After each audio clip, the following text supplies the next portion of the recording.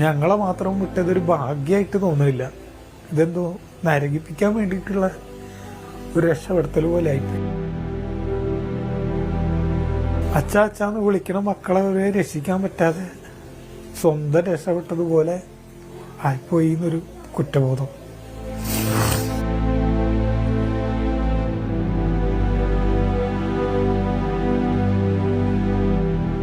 അവരോട് ഞാൻ എപ്പോഴും പറയും, മക്കൾക്ക് എന്തെങ്കിലും പറ്റുകയാണെങ്കിൽ അച്ഛൻ എപ്പോഴും കൂടെ ഉണ്ടാവുന്നു. പക്ഷെ എനിക്ക് അവരുടെ കൂടെ നിൽക്കാൻ പറ്റിയില്ല, അവരെ രക്ഷിക്കാൻ പറ്റിയില്ല. ഉറ്റവർ കൺമുന്നിലൂടെ ഒഴുകിപ്പോകുന്നത് കണ്ട് നിസ്സഹായതയോടെ നോക്കി നിന്ന മുണ്ടക്കയിലെയും ചൂരൽമലയിലെയും നിരവധി മനുഷ്യരിൽ ഒരാളാണ് അനീഷ്. മണ്ണിലേക്കമർന്ന് ഉറ്റവർ ഇല്ലാതായ ആ കെട്ടരാത്രിയുടെ നടുക്കം കണ്ണിൽ നിന്ന് ഇനിയും മാഞ്ഞിട്ടില്ല.